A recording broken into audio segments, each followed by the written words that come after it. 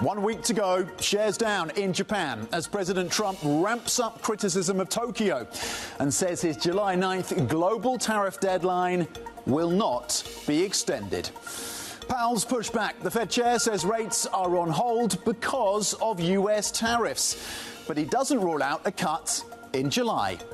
Plus, Starmer weakened. The UK Prime Minister's welfare legislation passes Parliament, but only after its main provisions were dropped, leaving a potential £5 billion hole in the government's finances. Happy Wednesday. So the tariff rhetoric is back, the uncertainty is back, and President Trump trying to push what he may see as his advantage in terms of those negotiations with Japan as we count down, of course, to next week's July the 9th deadline. He says he will not be moving that. The jobs data, of course, is up front, and that will drop on Thursday. That could be the next catalyst for these markets as they weigh up the comments then from Jay Powell, not closing the door on a potential cut for July. That is not being priced by the markets. 20% odds so far, but Jay Powell not shutting that down completely in his conversations with Francine Lacqua yesterday. European futures pointing higher by 0.6% after 3 straight days of losses for European stocks. Not dramatic, but the losses have been there for 3 straight days. Today, futures slightly brighter when it comes to the European story. FTSE 100 futures here in the UK looking to add 0.3%. We have a weakened Prime Minister now in the UK. S&P futures stateside looking to gain 0.2% after modest losses yesterday, and you saw a rotation out of the Nasdaq 100, which closed lower by around 0.8%, but you saw gains in the Russell 2000, those small cap, mid cap stocks stateside. So a rotation out of big into smaller cap stocks stateside was pronounced yesterday. The Nasdaq, though, today 100 called higher by 0.3%. Let's flip the board and have a look cross asset then. Across the Treasury markets, relative stability today, 425 right now as we count down, of course, to the non-farm payrolls data on Thursday. Euro dollar at 117, still at those near those 118 levels on euro strength. Today, just a little softer by 0.1%. Brent at $67 a barrel, and gold just marginally higher, just by 1 point at 3,340. Let's cross over to Asia right now. Avril Hong standing by in Singapore with a focus, no doubt, on Japan. Avril. Absolutely, especially after Trump expressed his frustration over stalled trade talks, singling Japan out over rice, over autos. That is where the gulf still remains between U.S. and Japanese trade negotiators. But the backdrop is that Asia stocks are mostly in retreat, given the revival of these tariff threats. And a cautious Powell is really unhelpful for equities in the region. We are seeing the Nikkei down for a second day, though it is pairing the declines of more than 1% from earlier on in the session. The Hang Seng is a bit of an outlier today because of Macau casino stocks. That's a bit of an outlier. Worth noting as well that when it comes to the trade deal optimism, even if we see one, most think that the baseline 10% tariff rate is here to stay. That would mean continued headwinds for export-reliant economies in the region, and that's not helpful, again, for Asia stocks. Let's flip the board and take a look at Asia currencies. They're mostly on the back foot today. The yen, the renminbi, the Hong Kong dollar. Indeed, the Hong Kong dollar is believed to have touched the weak end of the permitted trading range, and the Hong Kong Monetary Authority actually stepped in to intervene, buying up more local currency than last week in order to defend the currency peg. Now flip the board, because this adds to the sense of the Hong Kong dollar being on a pretty wild ride in the past couple of months. You may recall back in May when the dollar slumped, the Hong Kong dollar experienced this rush in from investors, and that led to the appreciation in the local currency. The HKMA's response was to pump liquidity into the system, and that led to a lowering in borrowing costs and a widening in the gap with the US.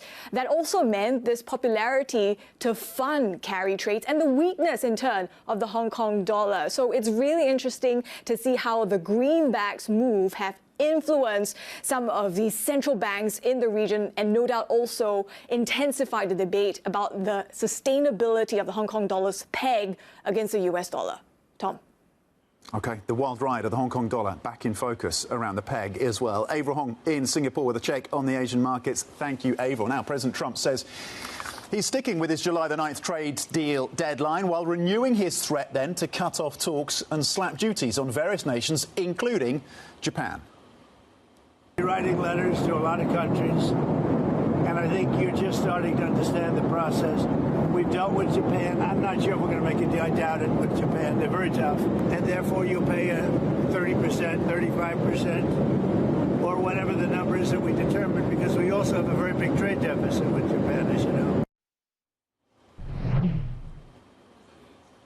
OK, joining me now is Bloomberg's senior editor Bill Ferries. And Bill, the pushback against Japan seems to have grown from President Trump in the last few days, or at least it's become underscored. What do we know in terms of Japan's response? Is this a Trump positioning ahead of a potential deal, or is there real concern right now that relations in terms of these trade talks could break down?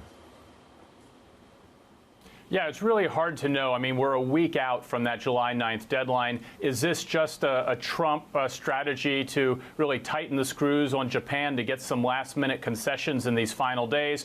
Or is he just so frustrated with the pace of negotiation that he wants to, as he said, just send a letter saying 30%, 35%, you're welcome? We just don't know yet. Trump's strategy, though, is to tend to tighten the screws in the final days. I don't think he's going to talk about extending the July 9th deadline for anyone until we're in that really, like, maybe perhaps final 24 hours.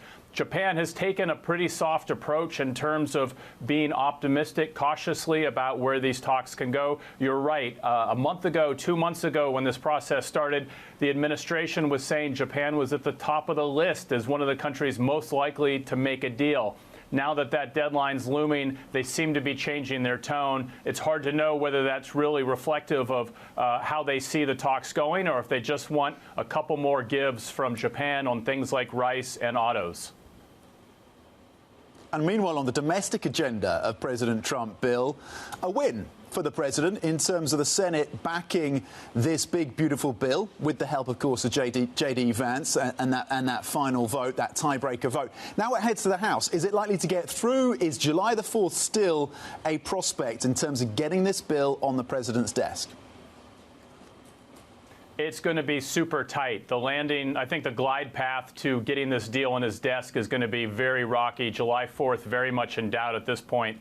The Senate did make several changes, significant changes to the House legislation. There are already members, Republican members of the House lining up to say they don't like this deal. It costs too much. It made changes that they don't find acceptable. Just like on the Senate side, the Republicans can only afford to lose 3 votes on the House. There are already 2 Republican members who have been very much out there saying that they are no's on this. So that really leaves a margin of 1. There's no tiebreaker vote with J.D. Vance on the House side. So it's going to be on pins and needles, I think, as the House takes this up Wednesday morning. That Friday deadline President Trump set may have to slip into the weekend. They may have to reconfigure. We're going to know a lot more in the next 12 to 24 hours. OK, Bloomberg's senior editor Bill Ferries with 2 important deadlines there on trade and on that bill, July the 4th and July the 9th. Bill, thank you. Now to central bank policy, and Federal Reserve Chair, of course, Jerome Powell says he is sticking to his wait-and-see mode when it comes to rate cuts, saying that is largely down to President Donald Trump's expanded use of tariffs. This is what he told Bloomberg's Francine Lacqua at a panel of the world's top central bankers in Sintra, Portugal. In effect, we went on hold when we saw the size of the tariffs, and essentially all inflation forecasts for the United States went up materially as a consequence of the tariffs. So we didn't overreact. In fact, we didn't react at all. We're simply taking some time. As long as the U.S. economy is in solid shape, we think the prudent thing to do is to wait and learn more and see what those effects might be. And again, they haven't really shown up. So for now, we're waiting. Well, Francine joins us now then, and some really fascinating comments from Jay Powell. And Fran, you also asked him, of course, about the prospects of a July rate cut. Did he leave the door open to that as something that he and the FOMC may consider? Well, he certainly didn't rule it out, Tom. And I was interested being on such a high-powered panel with 5 of the most important central bankers in the world, and they really had something in common, which was patience, patience, patience. Now, this is because they're waiting for the effects of the tariffs really to roll out to better understand, which is why the Fed chair, Jay Powell, also pushed back against the idea that, every meeting is not live. So he says, look, it's really meeting by meeting. Let's see what happens. They're very, very very alert on shocks. It was interesting to me when you heard from Jay Powell that he's really waiting to see, as everyone else, he's waiting to see the effects of the tariffs, which are expecting to show up in inflation data in the U.S. in the coming months, and will make decisions, on a meeting-by-meeting basis. But what struck me is his tone when he talked about being ready to adjust to the downside or to the upside, depending on how these tariffs actually push through to inflation. So given all the uncertainties, we also heard from the ECB President Christine Lagarde about looking at scenarios, because that would give you a better picture, a more complete picture of what they're facing. And so 5 very different central banks, 5 very different economies, but all were focused on patience to try and figure out how this plays out, all this uncertainty plays out in the coming months. Yeah, and the UK, certainly the Bank of England, has been patient, hasn't it? And you spoke to Bailey on that panel, the BOE Governor Andrew Bailey, saying that high interest rates in the UK are having less of an impact. What exactly did he mean by that in terms of the transmission mechanisms of rates here in the UK?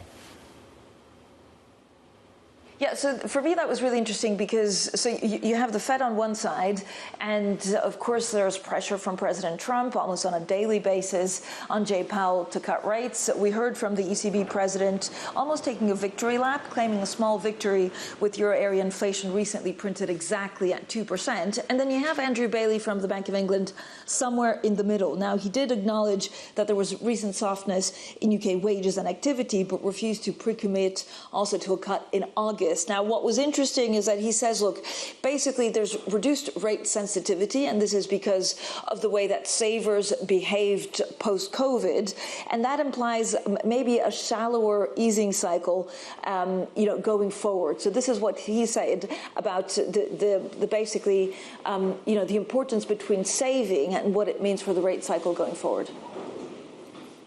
The level of household and corporate debt in the UK economy is actually lower than we would have expected it to be, but based on past experience. So again, that feeds through into just how restrictive policy is at a given interest rate. It's somewhat less restrictive probably than it would have been historically. So, Tom, because of the transmission mechanism, but just because of legacy, because, again, we've come through like 3-4 years of complete change in the way that savers behave and the way that consumers behave. He said he wouldn't commit. I asked him whether he saw us more at 3% or 4% at the end of the easing cycle. He didn't commit to that, but he'd say could be shallower maybe than he thought a couple of months ago.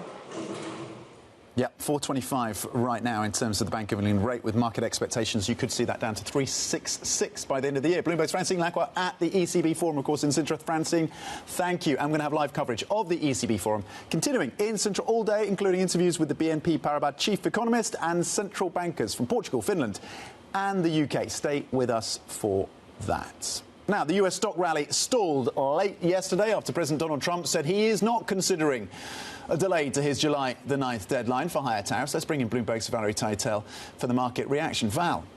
There was some interesting things going on the hood. Yes, we had the S&P 500 backing off of those record highs, but there was also a decent rotation happening out of tech into small caps yesterday. We actually saw the biggest outperformance of Russell 2000 versus the NASDAQ 100 since April. So this is not something that we see often. Tom, questions about what really drove this. There was a thought that maybe that Senate tax bill getting passed really helping domestic growth out, leading those domestic exposed small cap stocks higher. There was also a pause to the momentum trade, and we did have Tesla down 5%. So that also hindered tech stocks. But this rotation into small caps yesterday was quite notable. The other thing that hindered the equity rally yesterday was a sustained rise in 2-year yields. After hitting the lowest that they've been in 2 months, we had an abrupt rise in the front end yields after better than expected U.S. job openings data, also better than expected ISM manufacturing data, really drove the front end yields higher yesterday, up around 6 basis points now in the last 2 sessions. Now, disappointingly, normally the dollar is helped out by a rise in short-term interest rate differentials. That did not happen yesterday. We saw a continued gain for the euro dollar, up now for 9 straight sessions, Tom, its longest winning streak in 20 years, as this dollar weakness really shows no sign of stopping. OK, the euro story continues in terms of that strength coming through for the single currency. Bloomberg's Valerie Teitel, thank you very much indeed. Here's what else to think about today then. 10 a.m. UK time, Euro area unemployment data will drop. We'll break that for you at 1:30 p.m. UK time. Additional details in terms of the labour market of the US. Val was just touching on this. We get US ADP employment, and then, of course, non-farm payrolls is tomorrow. And at 2 p.m. UK time, Tesla's second quarter sales, as Elon Musk takes over the coverage in terms of the focus on sales out of Europe, which has been the challenge, and the US, of course, as well. You can get a roundup of the stories you need to know to get your day going. In today's edition of Daybreak, Terminal subscribers can go to DAYB Go. And front and centre, of course, is Trump taking a swipe at Japan. Coming up, Santander agrees to buy UK bank TSB from Sabadell in a deal worth £2.7 billion. Deal making in the bank space. The details are next. Plus, later in the programme, I will be speaking to the inventor of a potentially groundbreaking polymer that could change the way surgeons repair damaged nerves. Stay with us for that. This is Bloomberg.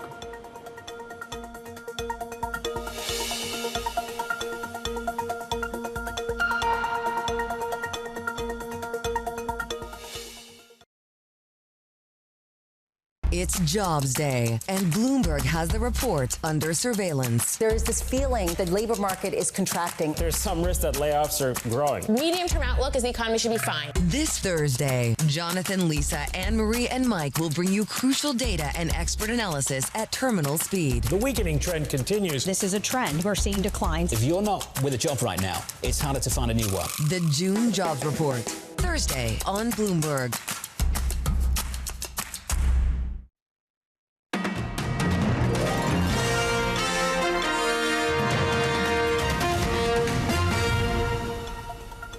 Welcome back to Bloomberg Daybreak Europe. Now, Banco Santander has agreed to buy UK lender TSB from its Spanish rival Banco Sabadell.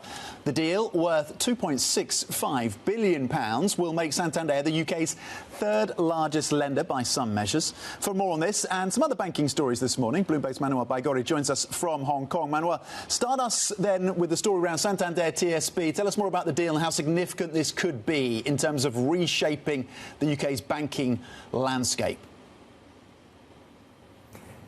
Yes, Tom, a significant deal in banking in the UK. Just another one in the finance space across Europe this year, right? I mean, we've seen a lot of consolidation or potential consolidation moves in banking in different countries, and this is the last one. A very important one for Santander because it emphasizes the importance of their growth strategy and also how they want to grow in the UK. There have been a lot of questions over the years on how significant, how important this market could be for Santander. And here is a very important statement from the bank saying that they are in the UK to stay and to actually grow exponentially thanks to this acquisition.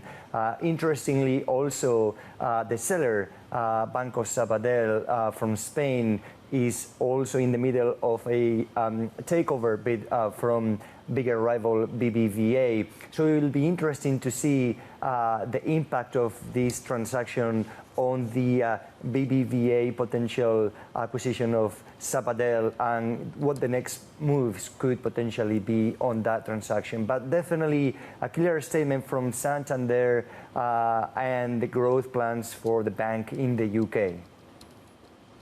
Yeah, so the statement is there, and as you say, a reminder that there is banking consolidation happening. At least we'll see what happens with, as you say, Sabadell and BBVA as well. In the UK and Europe, in terms of that consolidation, it is happening, even at a slow pace. Let's turn to the US now then, Manuel, and there's another reason, potentially, to be happy if you've got shares in some of the big Wall Street lenders, and this is on the back of the stress tests. Yes, Thomas, you rightly said, with the banks, the major banks passing the stress test this year from the Fed, all of them are now increasing payouts, dividend increasingly, increasing significantly as well for this year. That should make investors happy for sure, and it clearly shows that the banks have those buffers required by the Fed in case there is any potential crisis down the line. So a very important milestone also for the biggest banks in the US as well. And before we let you go, Manuel, from banks to pharma, and AstraZeneca reports maybe that the listing could be moving out of the UK. Yeah, very interesting to see the report by the Times about AstraZeneca. I mean, obviously, a lot of the companies in the UK have been looking for ways to, maximize their value and moving their primary listing to the US, particularly in sectors like pharmaceuticals, could make some sense. We need to bear in mind that the US is traditionally a much more mature market for sectors including pharmaceuticals or biotech. And obviously, companies in Europe or in the UK, like AstraZeneca, may continuously explore options to offer better value for their shareholders. Their report by the Times was also mentioning some frustration about regulatory approvals for drugs and development in the country, and whether that could also be one of the triggers for such potential move remains to be seen. And obviously, from a company exploring options to actually executing that potential move, there is a lot of work to be done and a lot of work behind the scenes. But definitely, if it were to happen, it would potentially be a significant blow for the UK as a capital center, given that it's such an iconic company, obviously. Yeah, another major wake-up call in terms of those overseeing the capital markets of the UK. Manuel Baigorri, thank you very much indeed. On the banks and the pharma space, meanwhile, the CFO of Santander will be on the opening trade. Don't miss that interview. That's at 7:30 a.m. London time. Coming up, the French president says he and Vladimir Putin have agreed to work together on Iran after their first phone call since 2022. The details are coming up. This is Bloomberg.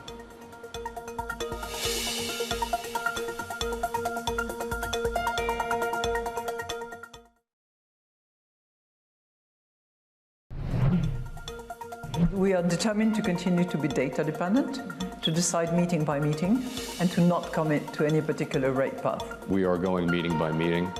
I mentioned, how I'm thinking about that, but I wouldn't take any meeting off the table or put it directly on the table. It's going to depend on how the data evolve. But as I mentioned, a majority of us do feel that it will be appropriate in the remaining 4 meetings of the year to begin to reduce rates again. It will depend on the relative strength of the 3 inflation dynamics, and we need some more information to determine that.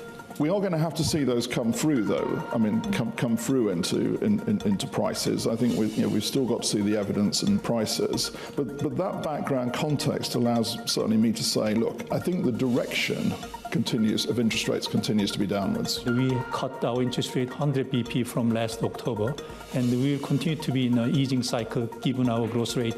But recently, financial stability risk has been rising, so we are keeping an eye on this financial stability risk in deciding the pace and the timing of the further cuts.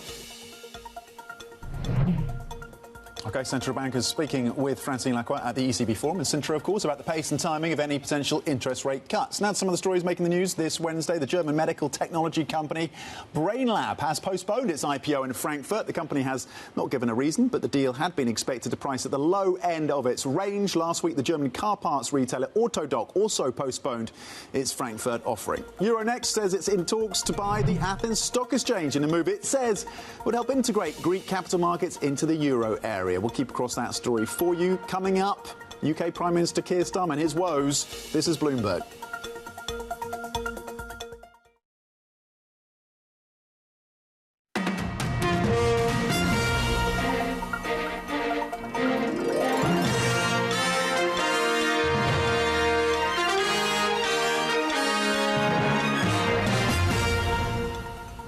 Good morning, this is Bloomberg Daybreak Europe. I'm Tom McKenzie in London. These are the stories that set your agenda. 1 week to go, shares down in Japan as President Trump ramps up criticism of Tokyo and says his July the 9th global tariff deadline won't be extended.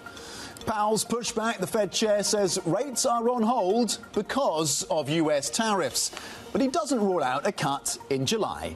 Plus, Starmer weakened. The UK Prime Minister's welfare legislation passes Parliament, but only after its main provisions were dropped, leaving a potential £5 billion hole in the government's finances. Let's check in on the markets right now. European futures pointing higher after 3 straight days of losses, looking to gain 0.4%, close to 0.5%. The next catalyst for these markets could be the non-farm payroll data, the jobs data out of the US that is expected to show a bit of cooling, but not a labour market that is completely derailed. FTSE 100 futures pointing gains of 0.3%. S&P E-minis after modest losses yesterday looking to add 0.2%. And Nasdaq 100 futures looking to add 58 points after rotation out of mega tech stocks into the Russell 2000 yesterday, with that index up a little over 1% by the end of the close. Let's flip the board and have a look cross-asset then. Treasury's relatively stable. Jay Powell saying that their plans to cut have been derailed essentially by the tariff regime, not closing the door completely though on July as a month when they could act again. 4.24 right now on the US benchmark 10-year, 1.17, close to 1.18 on euro dollar, the single currency down 0.1%, Brent up by about 1/10 at $67 a barrel, and gold also gaining just by 3 points at $3,341 per troy ounce. To the UK now, where aftermarket Prime Minister Keir Starmer dramatically abandoned his flagship welfare reforms to avoid what would have been his first ever defeat in Parliament, but at what cost to his authority and to the nation's finances. Our UK correspondent Lizzie Burden joins us now for more. Lizzie, how weakened is the UK Prime Minister now? Well, Tom, Keir Starmer faced an ugly choice, didn't he, before this vote? On the one hand, he could have lost a key vote, as you say, and it's not one that he should have struggled to pass, theoretically, given he's got this huge, historic 165 MP majority. His other choice, though, was to make a U-turn, and it was on this bill, this welfare reform bill, and particularly the contentious part was restricting benefit payments to some disabled people from next year. Some of the Labour MPs were saying that that was Dickensian, so Keir Starmer chose the U-turn. But as you suggest, Tom, the cost is both political and economic, because this last-minute change means that he's given up all the savings the reform would have given him in the first place. And that means it's even more likely that the Chancellor, Rachel Reeves, is going to have to either raise taxes in the autumn or bend her fiscal rules. She said she won't do either, so it means her job's under threat, he's weaker than ever, and now the government's billions of pounds in the red. Well, as we keep an eye on the bond markets and the gilt markets when they open at 8 a.m. UK time, talk us through what pressure is on now the UK Chancellor. On a number of fronts, Rachel Reeves is feeling the heat. She is indeed, Tom, because the fiscal watchdog, the Office for Budget Responsibility, yesterday admitted that actually it's been too optimistic, more optimistic than consensus when it comes to the medium-term growth outlook. And that's important, of course, because when it comes to that autumn budget, they're going to have to come out with their updated forecasts for growth and productivity. And if they get downgraded after they investigate all of this over the summer, then it's going to leave Rachel Reeves even less headroom, and she already had a razor-thin margin against her fiscal rules the last time she raised taxes. And so, again, it makes it more likely she's going to have to raise taxes again. That means that there would be less growth. So it leaves the UK economy in this doom loop. It's a really difficult position to be in for the Chancellor, and it leaves a lot of heavy lifting to trade deals, because Starmer's got very few cards to play at this moment in order to build and boost growth. Does he need to cosy up to Brussels? Remember, he was once the arch Remainer, so a big question there.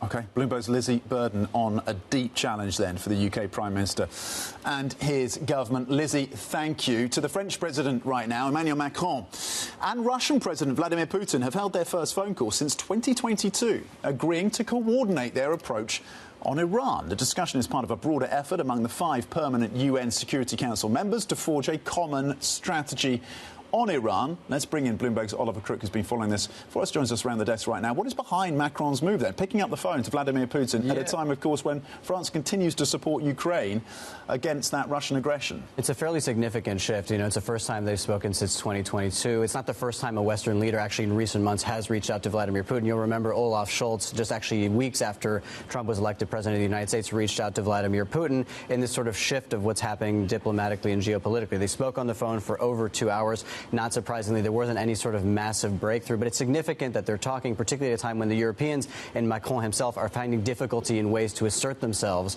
on geopolitical conflicts around the world, on Iran, on Ukraine. We had the readout from the conversation. They talked for, you know, 2 hours plus. They said, according to the Kremlin, they agreed to maintain contact in order to coordinate their stances on Iran if necessary. So, you know, maybe putting a little bit of doubt in that. But they also talked about Ukraine, obviously. The Russian position has not been changed on that. Vladimir Putin is not the sort of person who gives anything away when he doesn't need to, and he certainly doesn't feel that he needs to with Emmanuel Macron. We should say Macron also spoke to Zelensky to try to reassure him. But this is coming also, Tom, overnight, as we just got the news from the Pentagon, that they're going to actually not give all of the munitions that they had been promising from the Biden administration because they say that their own stockpiles are low at a time when Putin has been ramping up the attacks on drones and missiles in the last few weeks in the wake of the attacks over Iran, when the rest of the world has been distracted. So the Ukrainians certainly will be feeling the heat and feeling the pressure with Macron now speaking openly with Vladimir Putin. And yet those additional sanctions as a package are ready to go, and he could pull the trigger on those in the US, and yet the president seems reluctant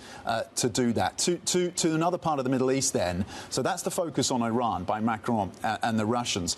When it comes to what's happening in Gaza, what is the update there? What have we been hearing from the US side on the brutal situation in Gaza? Yeah, so we had a Truth Social from the president yesterday, and I'll give you just sort of the summary of what he said. He said that basically Israel has agreed to the conditions for a 60-day ceasefire. He says that now that time would be devoted to ending the war fully within Gaza, that Egypt and Qatar will now deliver this framework to Hamas. Hamas will then answer. He says that he would like Hamas to say yes. If they don't, things will get much, much worse. It's hard to say, Tom, what has really changed from just about a month ago where you had the same situation. The Israelis had signed off on one side of this. Hamas said basically our condition is you need to guarantee the exit of Israeli troops from Gaza, and that was rejected, not even by the Israelis, by Witkoff, so that was just sort of dropped right sort of then and there. The question is what has really changed there from the Hamas perspective, from the conflict's perspective. Obviously, there's been a huge amount of distraction for what is going on in Iran, not so much focus on Gaza, and a huge amount of chaos and violence around this aid distribution that we've seen over the last couple of weeks. A lot of people have been killed, so the pressure potentially mounting there. The next thing we're going to watch for is what Hamas now responds, and of course now we're also expecting Benjamin Netanyahu to head to Washington, D.C. to meet with President Trump on July the 7th, so that's the next sort of thing. Okay, so we look ahead to that meeting between the Israeli Prime Minister and his US counterpart in Washington. Oliver Crook, thank you very much indeed. See if there's any substance to this ceasefire opportunity that President Trump seems to be pushing for. Meanwhile, the US, as Ollie was saying, has stopped deliveries of artillery rounds and air defences to Ukraine after a review of munitions stockpiles. The White House says it follows concerns that US weapons stocks have fallen too low. The decision comes as Ukraine struggles to repel record missile and drone strikes by Russia, which have intensified in recent weeks. Now, as Elon Musk moves to shore up Tesla, politics is back at the fore, in particular his relationship with President Donald Trump. Trump has suggested that Doge, the cost-cutting effort that Musk himself helped to set up, could be unleashed on the subsidies for the billionaire's businesses. We might have to put Doge on Elon. You know what Doge is? Doge is the monster that might have to go back and eat Elon. Wouldn't that be terrible? So I think what's going to happen is Doge is going to look at Musk. And if Doge looks at Musk, we're going to save a fortune. Thank you very much, everybody. I don't think you should be playing that game with me. OK, well, Bloomberg's Danny Lee joins us from Hong Kong. So, Danny, just as it appeared that Musk and Trump had entered something of a détente, there's a new war of words. What is going on? Yeah, I mean, after Elon Musk amped up his criticism of this big tax and spending bill going through Washington, President Donald Trump has fired back once again, taking aim at the billions of subsidies that Tesla benefits from year after year, and also then going further and just putting more pressure on Musk, questioning whether his immigration status should be reviewed. Of course, Musk, being South African-born, has U.S. citizenship, but the kind of top line from all of this is it just leaves more heat on Tesla politically, particularly at a time it is struggling to revive sales and as it's trying to muddle its way through a whole list of executive departures. So this is not what Elon Musk wants, frankly, and particularly as two of the world's most powerful people lock horns once again. Yeah, and indeed, look, you touch on the changes, or at least the changes and challenges at Tesla. And one of those changes is Musk then taking control of sales in Europe and the US. What is the significance of this? Well, I think Elon Musk is really putting his money where his mouth is, right? After stepping back into taking greater reins of Tesla after leaving Doge himself. I think investors wanted to see what more Elon Musk could do to put more of the Musk magic back into Tesla and to revive sales once again. And so by Musk taking control of sales in North America and Europe, two of its most important markets, let's see what he can do, and particularly after yet another key lieutenant, Omid Afshar, left the company. It has left a bit of a shake-up in its ranks, means that another lieutenant, Tom Zhu, who is going to keep overseeing the China sales and Asia sales overall, but also oversee global manufacturing. So these bit of changes hopefully will ensure that there's enough bandwidth for Musk to continue tweeting, but also to make sure he can revive Tesla sales, more importantly. OK, Danny, and we get more data on the sales picture later today. This is second quarter sales figures. What are you looking for? Well, we expect sales numbers of 390,000 for the second quarter. That would represent around a kind of 10 to 12% decline year on year. But it depends on where the numbers land either side of that particular expectation from the markets, because as we saw a drop in the shares of around 5.3% on the close on Wall Street yesterday, just how much more whether Tesla sales will beat or miss, this will be really closely watched and could put the shares back under pressure once again. OK, Bloomberg's Asia Aviation and Transport reporter Danny Lee, thank you very much indeed, with the focus once again on Musk and Tesla and whether those numbers can shore up confidence in the company and the brand. Danny, thank you. Coming up, we will be joined by the inventor of a system that could improve outcomes for people with nerve damage. Some innovation in the pharma space and some backing from the FDA, the regulators stateside. We'll talk about all of that next. This is Bloomberg.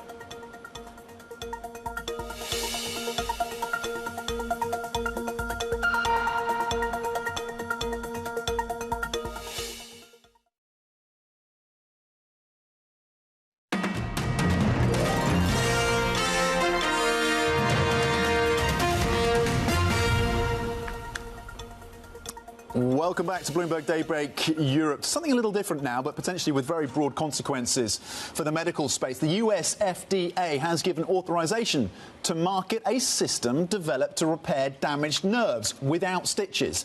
The Copium Connect technology, that's the name of it, holds the damaged nerve together with a biopolymer which can be programmed, yes, programmed to match the surrounding tissue. We're joined now by Maria Pereira, who is the co-founder and chief innovation officer of the French medtech company Tissium, which has raised about 200 million euros as well. Maria, good morning. Thank you for joining us. What is a programmable polymer and what is the significance of this technology? Yeah, good morning. So Tissium is a medical device company developing a new class of materials that can be used for tissue repair. And our goal is to deploy this material across different solutions to repair damaged tissues and restore its form and function. So we are currently developing a pipeline of solutions, and really the goal is to leverage these materials to replace some of the existing technology for tissue repair, such as sutures and staples or tags that are effective fixation technologies, but they still can damage the underlying tissue. There are certain tissues that are very fragile where they cannot be really effective. So we are developing this biopolymer really with the goal of promoting a traumatic and sutureless tissue repair. And Copium Connect, it's is the first product on our pipeline that we are deploying, starting with US markets. Yeah, and you were the one, you came up with this polymer. What does the FDA authorization, Maria, mean that you can do that you couldn't otherwise do? Yeah, so the FDA authorization basically allows us to do the commercial launch of this first solution leveraging this polymer technology in the US market. TCM, as a company, we have global ambitions, but definitely the US remains a key market for us, and we are very excited to be able to bring this technology and this solution to patients, to surgeons as to patients, where it's going to have its impact. We are also developing a pipeline of other products leveraging the same core technology across different fields such as hernia repair, cardiovascular, which are great demonstrations that the potential of the technology, of the same core technology across very different domains, really with the goal of promoting a traumatic and traumatic tissue repair. Yeah. What is the timeline then for commercialization? How quickly can you commercialize this product? And what is the potential market size of this innovation? Yeah.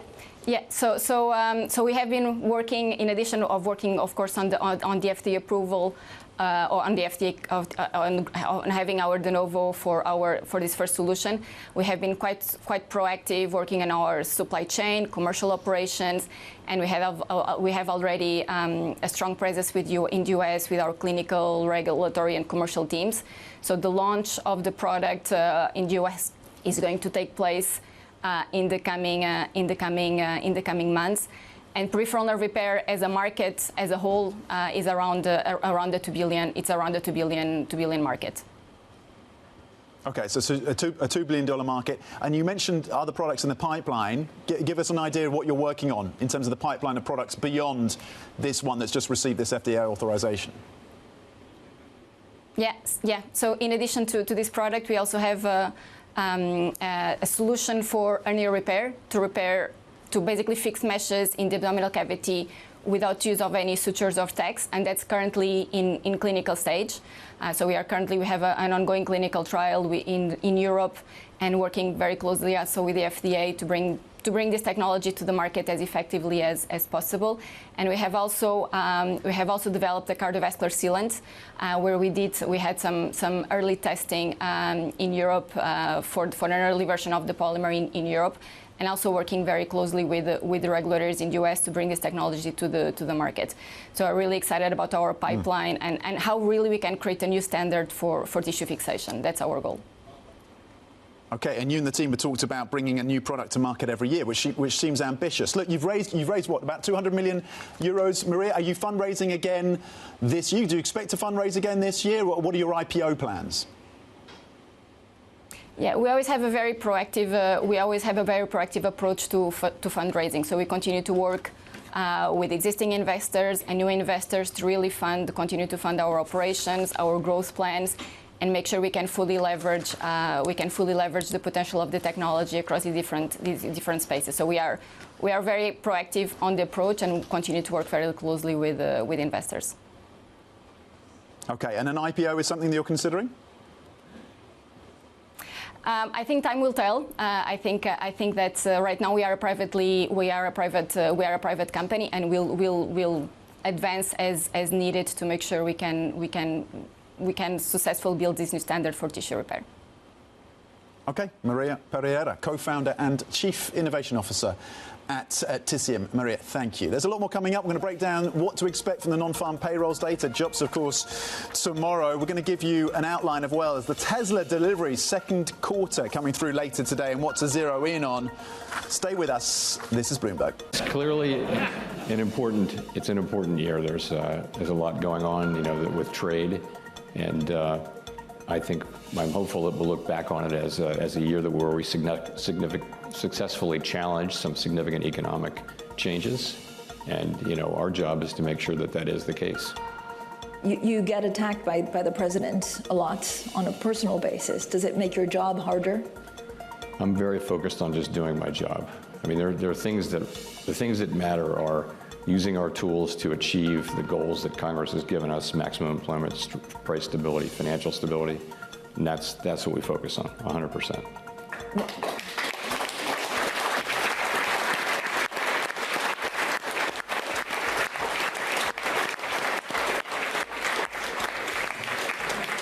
Madame Lagarde, if you were in the same position as Chair Powell, would you do anything differently? I think I speak for myself, but I speak for all colleagues on the panel. I think we would do exactly the same thing as our colleague Jay Powell does. The same thing. Yeah. Right? Yes.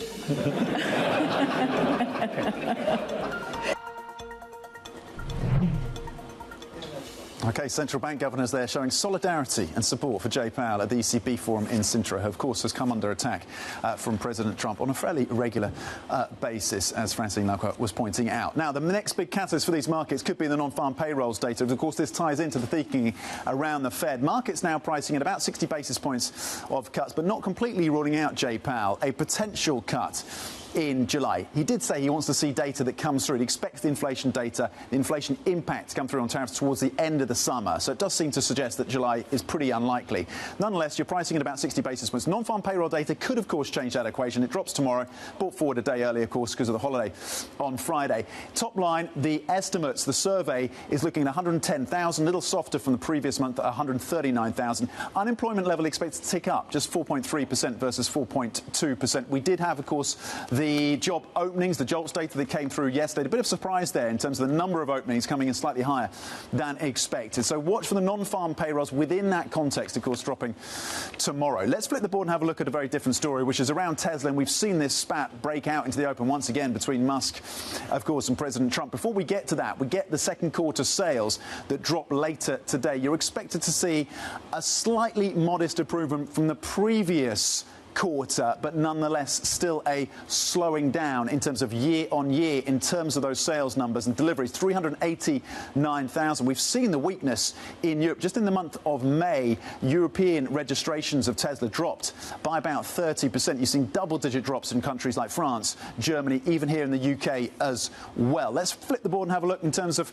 how the broader picture is shaping up for Tesla, given, of course, the tension with President Trump, who suggested that Doge should even start looking at the business empire of Musk. The credits is important. There's been analysis in terms of the regulatory changes coming through from the Trump administration from JP Morgan suggesting that 40% of Tesla's profits could be wiped out depending on how that regulatory landscape shifts. And squarely in focus are those credits, which make up about 2.8 billion, close to 3 billion in terms of revenue for this business. The opening trade is up next, though. Stay with us.